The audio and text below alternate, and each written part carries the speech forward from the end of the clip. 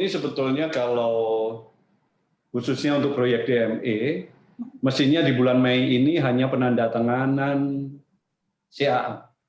Ya, CAA itu adalah Cooperation Agreement, yang esensinya isinya adalah bagaimana mengatur kewajiban para pihak yang harus dilakukan untuk persiapan pembangunan pabrik coal gasifikasi untuk jadi dimethyl ether atau DME. Tetapi progresnya kita sudah bisa satu langkah lebih maju. Kemarin tanggal 10 justru sudah ditandatangani Conditional Processing Agreement. Itu yang mestinya ditandatangani di bulan Juni, tetapi kita sudah bisa percepat sehingga Mei sudah bisa tanda tangan.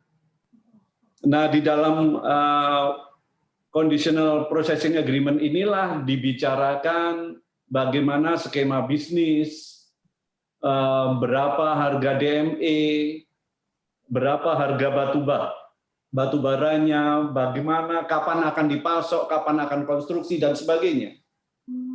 Hal-hal yang lebih detail dalam hal processing itu sudah ada di dalam processing agreement itu nantinya.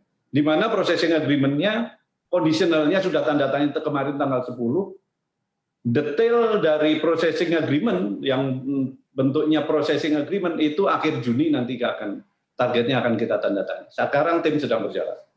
Itu, Mbak Eksis. Untuk memastikan aja Pak, jadi 3 perusahaan ya yang terlibat, atau karena kan sebelumnya juga ada TPIA dan Chandra Asri ya yang pernah terlibat di proyek Tanjung Enim ini, apakah sekarang hanya menjadi 3 perusahaan atau justru bergabung bersama jadi satu proyek?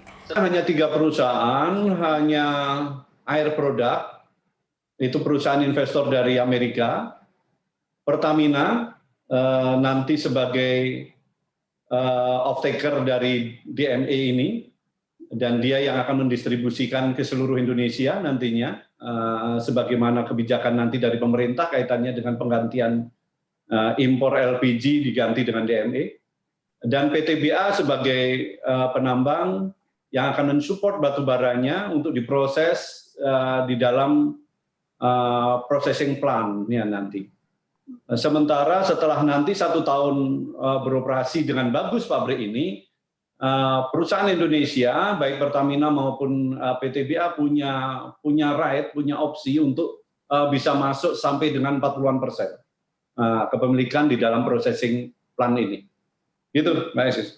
Kalau saat ini sendiri berapa persen porsinya Pak antara Pertamina, PTBA, dan Air Products? Untuk saat ini 100% oleh Air Product untuk processingnya. Itu kita pakai untuk melakukan mitigasi karena ini sebuah teknologi baru bagi Indonesia. Maka cara kita memitigasi adalah mereka membawa teknologinya, mereka yang invest 100%. Kalau sudah nanti ini bisa berjalan dengan bagus, maka kita punya opsi untuk masuk. Dari sini pemegang saham PTBA lebih tergaransi lah bahwa investnya yakin tidak akan terperosok pada sebuah investasi yang tidak menjanjikan ke depannya, gitu ya. Ini jelas menjanjikan dan termitigasi oleh manajemen dengan baik dengan skenario tersebut. Jangan lupa untuk menginstal aplikasi CNBC Indonesia yang tersedia di App Store dan Play Store untuk terus mengikuti perkembangan berita ekonomi dan bisnis terkini.